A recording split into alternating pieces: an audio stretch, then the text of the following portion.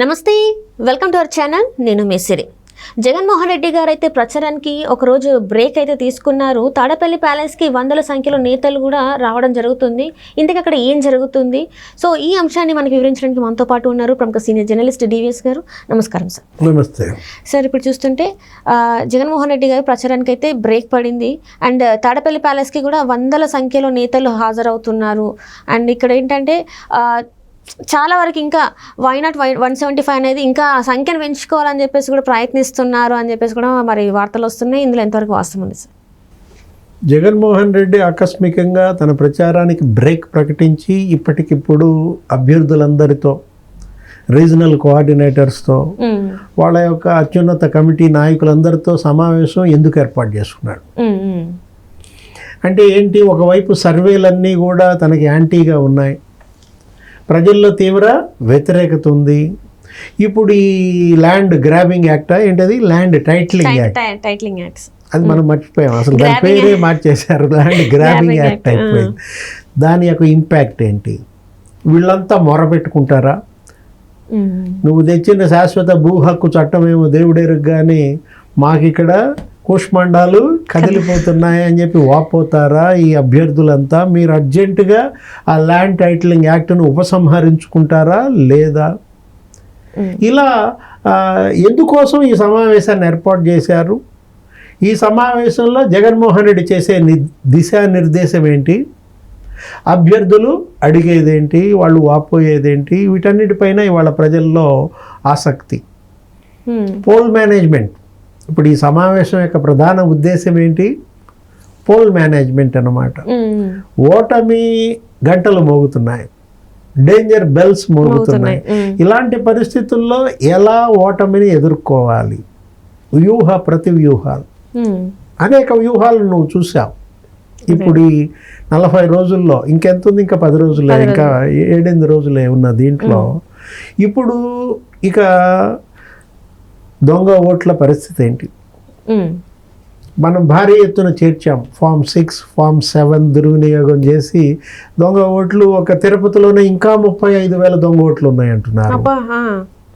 రాష్ట్రం మొత్తం మీద 30 లక్షల దొంగ ఓట్లు ఉన్న దీంట్లో దొంగ ఓట్ల యొక్క పరిస్థితి ఏంటని సమీక్షిస్తారా? లేదు ఇంకేమన్నా ఫేక్ ఓటర్ ఐడి కార్డులు ప్రింటింగ్ జరుగుద్దా? మనం చూసాం తిరుపతి పార్లమెంట్లో ఉప ఎన్నికలో ఏం జరిగిందో. ఆయన అక్కడున్న Girisha, Tirupati municipal commissioner, IAS అధికారి, అతని యొక్క పాస్వర్డ్ వీళ్ళు దొంగతనం చేసి ఎలా 35,000 ఎపిక్ కార్డులు డౌన్లోడ్ చేసి నీకు ఏ విధంగా దొంగ ఓటర్ ఐడి కార్డులు పుట్టించారు. మళ్ళా అలాంటి ఎత్తులు, పై ఎత్తులకు పథకాలు రచిస్తున్నారా? దేనికోసం ఈ సమావేశం అంటే డబ్బు లావాదేవీలా? ఇప్పటికి డంప్ చేసిన డబ్బు ఎంత? ఆ డబ్బు యొక్క జమా ఖర్చుల వివరాల డిస్కషన్. 15,000 కోట్ల డబ్బు 175 నియోజకవర్గాలకి రవాణా అయిపోయిందని మనం చూసాం. ఆ తెలుగుదేశం అభ్యర్థులు అక్కడ కంటెస్ట్ చేస్తున్న చోట అక్కడ మండల నాయకుడిని కొనటం, గ్రామ నాయకులను కొనటం. ఇప్పుడు 4-5 మండలాలు ప్రభావితం చేసేవాడికైతేనేమో 10 కోట్లు, అట్లా 1 కోటి రూపాయలు, 50 లక్షలు ఇట్లా పెట్టుకుంటా వచ్చారు. ఏంటి? ఒక మండలాన్ని ప్రభావితం చేసే నాయకుడికైతే 1 కోటి రూపాయలు, మేజర్ పంచాయతీని ప్రభావితం చేసే నాయకుడికైతే 5 లక్షలు, ఏదో ధరలు నిర్ణయించినట్టుగా కూడా మనం మీడియాలో చూసాం. ఈ కొనుగోళ్లపై సమీక్ష, ఎవరెవరు ఏ నియోజకవర్గాల్లో ఎంతమందిని కొన్నారు, ఎంత ఖర్చు పెట్టారు, పోల్ మేనేజ్మెంట్, ఇదంతా కూడా పోల్ మేనేజ్మెంటే. ఇవాళ ఆంధ్రప్రదేశ్లో ప్రజాస్వామ్యం ఎలా అపహాస్యం పాలైందో గత స్థానిక సంస్థల ఎన్నికల్లో మనం చూసాం, శాసన మండలి పట్టభద్రుల నియోజకవర్గాల ఎన్నికల్లో చూసాం. దొంగ ఓట్లు, డబ్బు సరే, తప్పుడు కేసులు మరో ఇష్యూ. ఎవరెవరిపైన ఎన్నెన్ని తప్పుడు కేసులు పెట్టించారు, ఇంకా ఎన్ని కేసులు పెట్టించాలి ఈ 10 రోజుల్లో, లేకపోతే జైళ్ళకు పంపటం, అక్రమ నిర్బంధాలు, ఇప్పుడు అన్ని వర్గాలని సమీక్షిస్తారు. రైతుల్లో వ్యతిరేకత, ఇప్పుడు ఇదే కదా ఏది ల్యాండ్ టైటిలింగ్ యాక్ట్, దానిపైన మరి అభ్యర్థులంతా గోల చేసే అవకాశం ఉంది.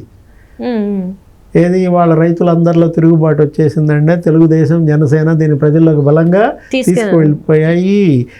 జగన్మోహన్ రెడ్డి మళ్ళా ముఖ్యమంత్రి కనుక అయితే మీ భూముల్లో మీరు కౌలుకి చేసుకోవాల్సిందే, మీ సొంత ఇళ్లలో మీరు అద్దెకి ఉండాల్సిందే అనేది వాళ్ళ బలంగా వెళ్ళింది. ఎలా దీనిలో నుంచి మరి బయట వేయాల్సింది ఎవరు? జగన్మోహన్ రెడ్డిగా.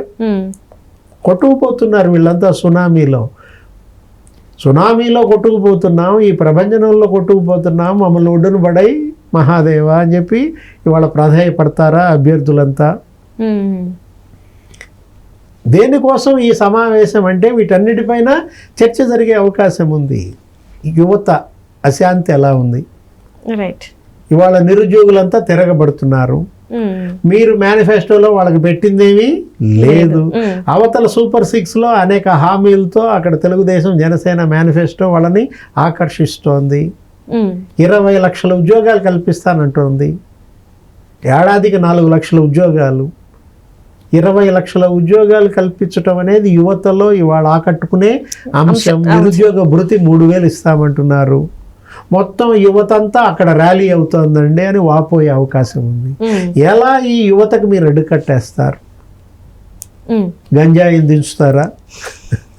డ్రగ్స్ని దించుతారా? ఇవాళ మనం మీడియాలో చూసాం, సీఎం ఇంటి దగ్గరలోనే డ్రగ్స్ ప్యాకెట్స్ కూడా పేపర్లో చూసే ఉంటాం. అంటే గంజాయి, డ్రగ్స్, హింస, విధ్వంసం, దాడులు, దౌర్జన్యాలు, ఇవేనా వీళ్ళ యొక్క నవరత్నాలు? ఒకవైపు చంద్రబాబు ధ్వజమెత్తుతున్నాడు, నవరత్నాలు కాదు అది నవ మాఫియాలు అంటాడు. Land mafia, sand mafia, mine mafia, wine mafia, human trafficking mafia అంట.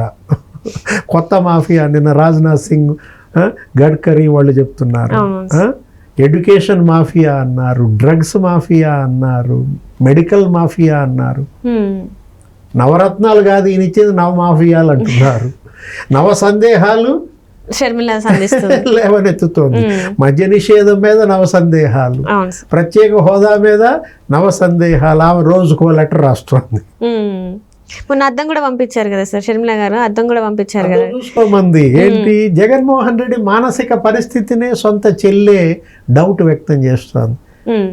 కళ్ళు తెరిచినా చంద్రబాబే, కళ్ళు మూసినా చంద్రబాబే. నేను కూడా చంద్రబాబు మనిషిని అంటున్నావు, సునీత చంద్రబాబు మనిషిని అంటున్నావు. అన్నయ్య అద్దం పంపిస్తా, నీ ముఖం నువ్వు చూసుకో, నువ్వు కనపడతావా చంద్రబాబు కనపడతాడా అంటావు. మానసిక పరిస్థితి మీదే సందేహం వ్యక్తం చేసిందంటే ఇవాళ జగన్మోహన్ రెడ్డి మానసిక పరిస్థితి జనంలో చర్చనీయాంశమైంది. మనం చూసాం గతంలో లోకేష్ బాబు అనేక సందర్భాల్లో ఏదో మైథో మేనియా అంటాడు. జగన్మోహన్ రెడ్డి జబ్బు, అబద్ధాలు చెప్పటమే ఆయన జబ్బు, భ్రమల్లో బతకటమే ఆయన జబ్బు. అవతల చెప్పే వాళ్ళను కూడా తన భ్రమంలోకి తీసుకువెళ్తాడు, తన అబద్ధాలతో నమ్మిస్తాడంటూ దానికి ఒక పేరు, ఒక పెద్ద కొత్త రకం జబ్బు ఏదో ఉంది, మైథో మేనియా. అసలు అదే కాదు, తెలుగుదేశం ఎప్పుడో మనం 4-5 ఏళ్ల నుంచి ఏదో లండన్ మందులు అంటది.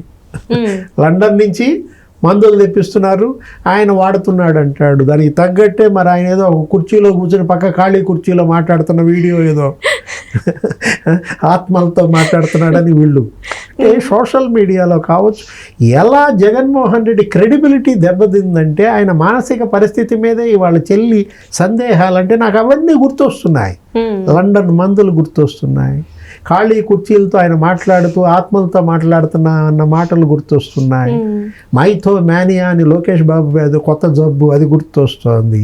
ఇదే కాదు, అంతకుముందు ఎవరో మానసిక శాస్త్రవేత్త ఆయన ఎవరో ఒక ఆయన ఉండేవాడు మనకి ఎనలిస్టు, రేపు నరసింహారావు గారు, సి నరసింహారావు. ఆయన అసలు చెప్పాడు ఈయన యొక్క మానసిక సైకాలజీ ఏంటి, కోళ్ల ఫామ్ యజమానికి ఉన్నటువంటి మనస్తత్వం ఇతనిది, అతనికి దయా దాక్షిణ్యాలు ఉండవు.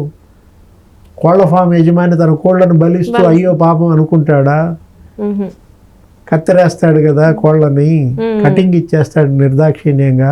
జగన్మోహన్ రెడ్డి కూడా అంతే నిర్దాక్షిణ్యంగా తన స్వార్థంతో తన పార్టీనే కత్తిరిస్తాడంటే నిజంగానే 42 మంది ఎమ్మెల్యేలకి సీట్లు ఎగ్గొట్టాడు. అదే అప్పుడు మనకి అనిపించింది నరసింహారావు గారు చెప్పింది నిజమే, ఈయన కోళ్ల ఫారం యజమాని మనస్తత్వమే, కోడి మెడ కోసినట్టు 42 మంది ఎమ్మెల్యేల మెడలు కోసేశాడు, 90 మందిని మార్చేశాడు. సొంత చెల్లెళ్ళే స్వార్థానికి పరాకాష్ట జగన్మోహన్ రెడ్డి అని చెప్తున్నారు. Right right. మనిషికమ్మా 6 రకాల శత్రువులు ఉంటారు అని అంటారు. కామ, క్రోధ, లోభ, మోహ, మద, మాత్సర్యాలు. జనరల్గా ఒక్కొక్క మనిషికి ఒక్కొక్క శత్రువు ఉంటుంది. కొంతమందిలో కామం, కొంతమందిలో క్రోధం, కొంతమందిలో లోభం, కొంతమందిలో మోహం, కొంతమందిలో మదం, కొంతమందిలో మాత్సర్యం అంటే అసూయ.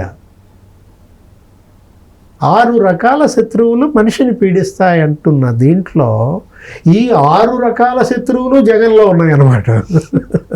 ఏది అరిషడ్ వర్గాలు అంటారు దీన్ని. క్రోధం, కామం సంగతి మనకు తెలియదు, లేక ఆయన భార్య వాళ్ళు చెప్పుకోవాలి. క్రోధం ఆయనకి చాలా ఎక్కువ అంటారు, లోభం ఎక్కువ అని మనకి తెలిసిపోతుంది. ఆయన ఎవరు వాళ్ళ నాన్న పేరు మీద కానీ, పెట్టిన ట్రస్ట్ పేరు మీద కానీ, వైఎస్ఆర్ చారిటబుల్ ట్రస్ట్ పేరు మీద కానీ ₹1 ఎవరికి దానం చేసినట్టు తెలియదు, చూడలేదు, మీడియాలో రాలేదు. నీకు అవతల ఎన్టీఆర్ చారిటబుల్ ట్రస్ట్ నువ్వు చూసావు, 20 కోట్లు పంచిపెట్టారు, 20 కోట్ల మందులు ఇచ్చారు, పిల్లలకు చదువులు చెప్పిస్తారు, పెళ్ళిళ్ళు చెప్పిస్తారు, ఆ తర్వాత ఉద్యోగాలు కల్పిస్తారు. అది ఎన్టీఆర్ చారిటబుల్ ట్రస్ట్. మరి వైఎస్ఆర్ చారిటబుల్ ట్రస్ట్ ఏమైనా ఉందా అంటే లోభం అంటే ఎంత పీనాసి అనేది అక్కడ మనకు కనపడుతోంది. మదం, ఇవాళ ఆయన అహంకారి, ఆయన అహంభావమే ఇవాళ మనం చెల్లెళ్ళే చెప్తున్నారు కదా. మదం అనేది ఎవరికి అది పాలకుడికి ఉండకూడదు అనమాట. గర్వం అనేది ఉండకూడదు. కన్ను మిన్ను గాన రాని తత్వాన్ని ప్రజలు సహించరు. అహంభావంతో వ్యవహరిస్తే ఆ పాలకుడిని గుంజేస్తారు, కుర్చీలోంచి కింద పడేస్తారు. కేసీఆరే ఉదాహరణ. మాత్సర్యం, అసూయ. అసూయ అంటే ఆయన ఎంత అసూయపడో నీకే తెలుసు. చెల్లెళ్ళను చూసే అసూయ పడుతున్నాడంటే నిన్న చూసాం కదా ఆ ఇంటర్వ్యూలో రాజ్దీప్ సర్దేశాయితో ఏమంటాడు, ఒక కుటుంబంలో ఒకళ్ళే ఉండాలా, ఒక జనరేషన్కి ఒక కుటుంబంలో ఒక నాయకుడే ఉండాలి కాబట్టి చెల్లిని నేను తొక్కేస్తా అని చెప్పాడు. ఒక కుటుంబంలో ఒక జనరేషన్లో ఒకళ్ళే ఉండాలంటే రాజశేఖర రెడ్డి అలా అనుకున్నాడా? తమ్ముడిని తొక్కేశాడా వివేకానంద రెడ్డిని?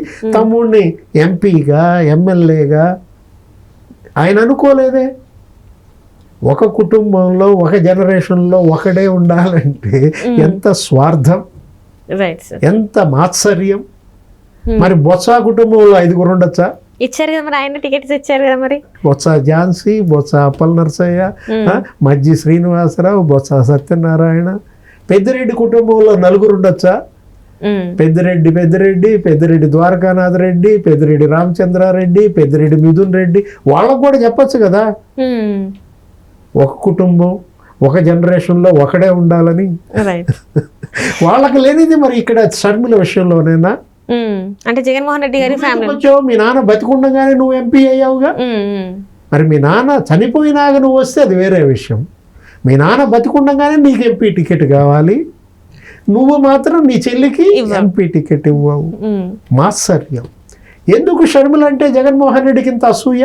అంటే తనకన్నా అంటే మాటలే కావచ్చు, ఏదైనా కూడా తనకన్నా బాగా మాట్లాడుతుందనేమో వితౌట్ స్క్రిప్ట్. ఇప్పుడు ఈరోజు పెట్టిన సమావేశంలో ఇక ఒకళ్ళనొకళ్ళు వాళ్ళ యొక్క గాయాలకు మందులు పూసుకోవటమా? జగన్మోహన్ రెడ్డి గాయాలకి ఈ 170 మంది మందు వేయాలా? లేదు, ఈ 170 మంది గాయాలకి జగన్మోహన్ రెడ్డి మందు వేయాలా?